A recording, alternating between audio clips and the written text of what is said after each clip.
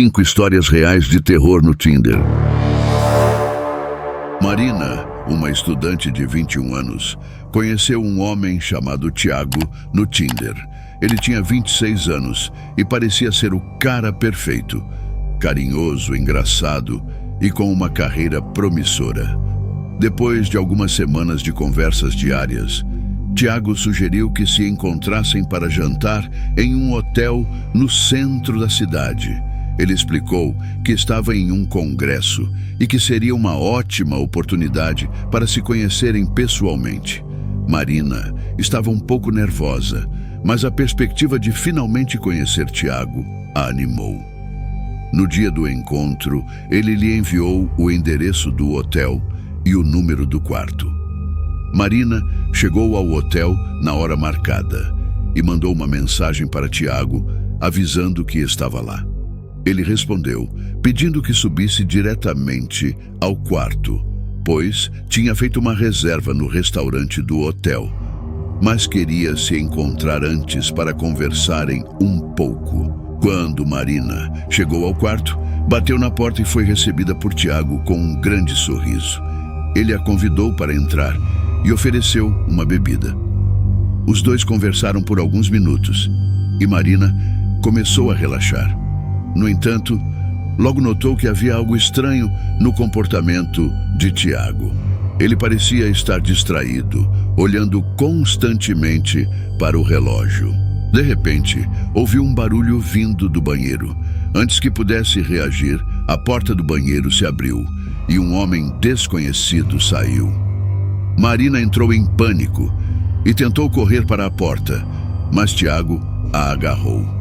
Ela lutou com todas as suas forças, conseguiu se soltar e correu pelo corredor gritando por ajuda. Felizmente, um casal que passava pelo corredor ouviu os gritos e chamou a segurança do hotel. Os seguranças chegaram rapidamente e detiveram Thiago e seu cúmplice até a chegada da polícia. Marina, ainda em choque, foi levada para a delegacia para prestar depoimento. Os investigadores descobriram que Thiago e seu cúmplice eram parte de uma quadrilha que usava o Tinder para atrair vítimas para hotéis, onde eram drogadas e roubadas. Graças à coragem e à rápida reação de Marina, a quadrilha foi desmantelada e muitos outros casos semelhantes foram resolvidos. Marina, embora traumatizada pelo ocorrido, sentiu-se aliviada por ter escapado e por ter ajudado a capturar criminosos perigosos. Ela decidiu compartilhar sua história publicamente para alertar outras pessoas sobre os perigos de encontros online e a importância de estar sempre vigilante. Alice tinha 22 anos quando conheceu Carlos no Tinder. Ele era um homem de 28 anos, aparentemente encantador, que morava na mesma cidade que ela. Depois de várias conversas sobre interesses mútuos, como viagens e culinária, decidiram trocar números de telefone e continuar a conversa pelo WhatsApp. Carlos parecia ser exatamente o tipo de pessoa que Alice procurava. Divertido, educado e com um gosto musical impecável. Um dia, a conversa entre os dois tomou um tom mais íntimo. Carlos sugeriu que Alice fosse até sua casa para cozinhar juntos e talvez assistir a um filme. Ele explicou que morava sozinho e que adoraria mostrar suas habilidades culinárias. Alice, sentindo-se segura pela conexão que tinham criado, aceitou a oferta, mas com uma condição. Queria uma videochamada, primeiro para garantir que ele era realmente quem dizia ser. Carlos concordou prontamente e a videochamada correu bem. Ele parecia exatamente como nas fotos e era ainda mais charmoso ao vivo. Com isso, Alice sentiu-se confortável em marcar o encontro para a noite seguinte. Carlos enviou o endereço logo após Alice mencionar em qual bairro morava. Curiosamente, ele vivia a apenas algumas quadras de distância, o que era conveniente. Na noite do encontro, Alice decidiu passar pelo endereço antes para verificar o local. Quando chegou, notou que todas as luzes da casa estavam apagadas, apesar de haver um carro na garagem. Sentindo um desconforto crescente, ela mandou uma mensagem para Carlos, dizendo que estava a caminho. Ele respondeu rapidamente, pedindo para ela ir devagar, pois ainda estava se arrumando. Enquanto esperava, Alice percebeu um carro passando lentamente pela rua, sem os faróis ligados. Sentindo que algo estava errado, escondeu-se atrás de uma árvore e observou o carro estacionar a poucos metros da casa de Carlos. Um homem saiu do carro e começou a caminhar na direção da casa. Mas antes que pudesse chegar à porta, Carlos apareceu, conversando com ele brevemente antes de ambos entrarem na casa. Assustada, Alice começou a voltar para casa, mas antes mandou uma última mensagem para Carlos, dizendo que não poderia ir. Ele não respondeu, e ela rapidamente bloqueou seu número e denunciou o perfil no Tinder. Na manhã seguinte, Alice e sua mãe foram até a delegacia para relatar o ocorrido. Os policiais agradeceram a informação e disseram que já tinham recebido relatos similares na área. Alice soube depois, através das notícias, que a casa que Carlos mencionou não pertencia a ele, mas sim a um casal de idosos que estava viajando. A investigação revelou que Carlos e seu cúmplice eram suspeitos de uma série de desaparecimentos de jovens mulheres na região. Graças à cautela de Alice, ela conseguiu escapar de uma situação potencialmente mortal. Ricardo, um jovem de 24 anos, estava procurando um encontro casual no Tinder quando conheceu duas garotas chamadas Laura e Sofia. Elas tinham 23 e 22 anos, respectivamente, e pareciam muito animadas para conhecê-lo. A conversa fluiu naturalmente, e logo estavam trocando mensagens sobre seus interesses e lugares favoritos na cidade. Depois de algumas semanas de conversas divertidas, Laura e Sofia sugeriram um encontro no parque da cidade, um lugar que Ricardo conhecia bem. Elas explicaram que seus pais estariam em casa naquela noite e seria mais fácil se encontrarem em um lugar público. Ricardo, ansioso para conhecer as duas, concordou em encontrá-las por volta das 22 horas perto de uma estátua no parque. Na noite do encontro, Ricardo chegou ao parque um pouco antes do combinado. Ele estava nervoso, mas também animado. Ao enviar uma mensagem para Laura e Sofia dizendo que já tinha chegado, elas responderam que estavam a caminho. Enquanto esperava, Ricardo começou a sentir um leve desconforto. O parque estava deserto e o único som que ouvia era o farfalhar das folhas nas árvores. 10 minutos se passaram e nada das garotas. Ele mandou outra mensagem e desta vez não obteve resposta. Sentindo que algo estava errado, começou a caminhar lentamente em direção à saída do parque. De repente, ouviu passos rápidos atrás dele. Virando-se, viu duas figuras correndo em sua direção. Ricardo começou a correr, o coração disparado. Ele conhecia bem o parque e sabia que havia uma saída próxima. Correndo o mais rápido que podia, conseguiu chegar à saída e sair para uma rua movimentada. Parou para recuperar o fôlego e, olhando para trás, viu as duas figuras parando na entrada do parque, claramente frustradas. Ricardo decidiu ir direto para casa, mas antes bloqueou os perfis de Laura e Sofia e denunciou o incidente ao Tinder. No dia seguinte, ele foi à delegacia e relatou o ocorrido. Os policiais o informaram que já tinham recebido denúncias sobre um grupo de pessoas usando perfis falsos no Tinder para atrair vítimas para locais isolados, onde eram roubadas ou agredidas. Graças à sua rápida reação e ao seu conhecimento do parque, Ricardo conseguiu escapar ileso.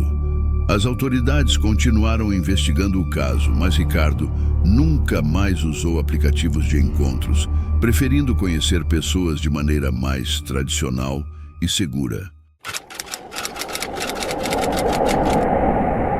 Bruno era um jovem de 28 anos, apaixonado por tecnologia e sempre em busca de novas conexões. Após um longo período solteiro, ele decidiu tentar sua sorte em aplicativos de namoro. Com um perfil bem elaborado e fotos que destacavam seu estilo de vida ativo, Bruno logo chamou a atenção de vários pretendentes. Entre essas conexões, uma em particular se destacou: Júlia, uma mulher de 26 anos com interesses e gostos muito parecidos com os dele. A conversa entre Bruno e Júlia fluiu naturalmente desde o início. Eles compartilhavam interesses em comum, como viagens, música e esportes radicais. Após algumas semanas de mensagens diárias e várias chamadas de vídeo, Bruno sentiu que havia encontrado alguém especial. Júlia sugeriu que se encontrassem pessoalmente para um fim de semana de aventuras ao ar livre, em um sítio que sua família possuía em uma cidade próxima. A proposta parecia perfeita e Bruno não hesitou em aceitar. No dia marcado, Bruno pegou a estrada rumo ao sítio. A viagem foi tranquila e ele estava animado para finalmente conhecer Júlia pessoalmente. Ao chegar ao endereço fornecido, ficou encantado com a beleza do local. Uma casa de campo acolhedora cercada por árvores e trilhas. Júlia o recebeu com um sorriso caloroso e eles passaram o dia explorando a área, conversando e rindo. À noite, após um jantar agradável, Júlia sugeriu que fizessem uma fogueira no quintal. Sentados ao redor das chamas, a conversa tomou um rumo mais profundo e Bruno sentiu que estava realmente se conectando com Júlia. No entanto, algo estranho aconteceu. Júlia começou a perguntar sobre as finanças de Bruno e sua vida profissional, com uma intensidade que o deixou desconfortável. Ele tentou mudar de assunto, mas ela insistiu, dizendo que estava apenas curiosa. Pouco depois, Bruno começou a se sentir tonto e percebeu que algo estava errado.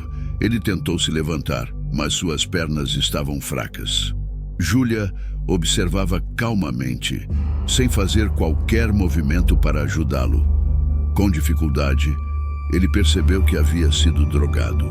Antes de perder a consciência, Bruno conseguiu enviar uma mensagem de emergência para um amigo, compartilhando sua localização. Quando Bruno acordou, estava amarrado em uma cadeira dentro de um galpão escuro. Júlia e 2 homens desconhecidos estavam ao seu redor. Eles exigiram que ele transferisse todo o dinheiro de suas contas bancárias para eles e fornecesse as senhas de seus dispositivos eletrônicos. Bruno, ainda grogue, tentou resistir, mas uma das ameaças dos sequestradores fez com que ele cedesse. Enquanto transferia o dinheiro, Bruno ouviu o som de sirenes ao longe. Seu amigo, ao receber a mensagem de emergência, havia contatado a polícia. Os sequestradores entraram em pânico e tentaram fugir, mas a polícia cercou o local rapidamente. Após uma breve perseguição, todos foram capturados. Bruno foi libertado e levado ao hospital para se recuperar dos efeitos da droga. A investigação revelou que Júlia fazia parte de uma gangue especializada em extorquir dinheiro de vítimas encontradas em aplicativos de namoro. Graças à rápida ação de seu amigo e à intervenção da polícia, Bruno escapou de um destino possivelmente fatal. Após o incidente, Bruno ficou abalado, mas decidiu não deixar que a experiência o definisse. Ele usou sua habilidade com tecnologia para criar um aplicativo de segurança para encontros, que permitia que amigos e familiares monitorassem as localizações e contatos em tempo real. Sua iniciativa foi amplamente elogiada e adotada por milhares de pessoas. Bruno Também começou a participar de palestras e workshops sobre segurança digital, compartilhando sua história e alertando outros sobre os perigos potenciais dos encontros online. Ele transformou sua experiência traumática em uma missão para proteger e educar os outros, mostrando que mesmo as situações mais difíceis podem levar a algo positivo. Ana, uma jovem de 27 anos, era uma professora dedicada e amante da literatura. Após um relacionamento longo que terminou de forma dolorosa, decidiu dar uma chance aos aplicativos de namoro, buscando novas conexões e talvez um novo amor. Ela criou um perfil no Tinder, descrevendo seus hobbies e interesses, e logo começou a receber mensagens. Entre as diversas conversas, um homem chamado Marcos chamou sua atenção. Ele tinha 29 anos, era engenheiro e parecia compartilhar muitos dos mesmos gostos de Ana, como o amor por livros e viagens. Após algumas semanas de conversas diárias, mensagens engraçadas e até mesmo chamadas de vídeo, Ana sentiu que havia uma verdadeira conexão. Marcos era atencioso, respeitoso e inteligente. Tudo o que ela procurava em um parceiro. Ele sugeriu que se encontrassem para um café em uma tarde de sábado, e Ana concordou animada. O encontro foi marcado para um café charmoso no centro da cidade. Ana chegou alguns minutos antes e escolheu uma mesa perto da janela. Quando Marcos chegou, ela ficou aliviada ao ver que ele parecia exatamente como nas fotos. A conversa fluiu naturalmente, e eles passaram horas falando sobre suas vidas, sonhos e ambições. Ana sentiu-se à vontade e, ao final do encontro, Marcos a convidou para um jantar no dia seguinte. O jantar foi ainda mais encantador. Marcos a levou a um restaurante italiano e a noite foi preenchida com risadas e conversas profundas. Ao final da noite, ele a acompanhou até em casa, sempre respeitoso e gentil. Eles continuaram a se encontrar frequentemente e logo Ana se viu apaixonada por Marcos. Um mês depois, Marcos convidou Ana para passar o fim de semana em uma casa de campo que ele tinha herdado de seus avós, localizada em uma cidade tranquila a algumas horas de distância. Ele descreveu o lugar como um refúgio perfeito, onde poderiam relaxar e se conhecer ainda melhor. Ana, confiante na relação e encantada pela ideia, aceitou o convite. Na sexta-feira à tarde, eles pegaram a estrada rumo à casa de campo. Durante a viagem, Marcos foi encantador, contando histórias sobre sua infância e fazendo Ana rir. Ao chegarem, Ana ficou impressionada com a beleza do local. Uma casa aconchegante cercada por uma floresta tranquila. Na primeira noite, eles cozinharam juntos, riram e brindaram com vinho. Tudo parecia perfeito até que Ana começou a se sentir estranha. Ela notou que Marcos estava mais reservado e começou a fazer perguntas mais invasivas sobre sua família, trabalho e finanças. A sensação de desconforto cresceu, mas ela tentou ignorá-la, atribuindo-a ao cansaço. Na manhã seguinte, enquanto Marcos estava na cozinha, Ana decidiu explorar a casa. Em um dos quartos, encontrou uma caixa trancada, mas que estava parcialmente aberta. Dentro, havia documentos e fotos de outras mulheres, todas parecendo assustadas ou inconscientes.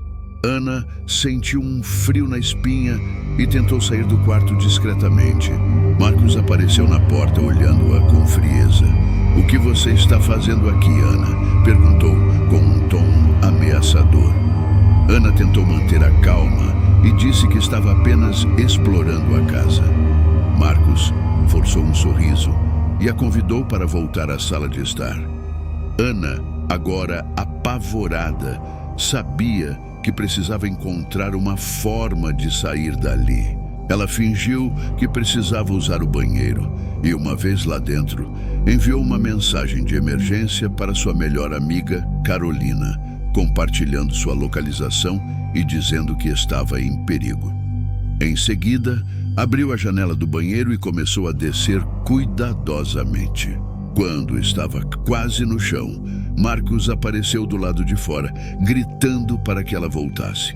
Ana correu em direção à floresta, ouvindo os passos de Marcos atrás dela. Seu coração batia rápido e ela tentava encontrar um caminho seguro. Enquanto corria, Ana ouviu o som de sirenes ao longe. Carolina, percebendo a gravidade da situação, havia chamado a polícia imediatamente. Marcos, percebendo que não tinha chance contra a polícia, fugiu em direção oposta. A polícia encontrou Ana assustada, mas ilesa, na floresta. Ela foi levada de volta à cidade, onde contou toda a história. Uma investigação foi iniciada e a polícia descobriu que Marcos, cujo verdadeiro nome era Rafael, era um criminoso procurado por sequestros e extorsão. Graças à coragem de Ana e à rápida ação de sua amiga Carolina, Rafael foi capturado e condenado por seus crimes. Ana, embora traumatizada, decidiu usar sua experiência para ajudar outras pessoas. Ela começou a dar palestras sobre segurança em encontros online e trabalhou com organizações que ajudavam vítimas de crimes cibernéticos. Ana nunca mais subestimou a importância de estar vigilante, e sua história serviu como um alerta para muitas pessoas sobre os perigos potenciais escondidos atrás de perfis aparentemente perfeitos em aplicativos de namoro.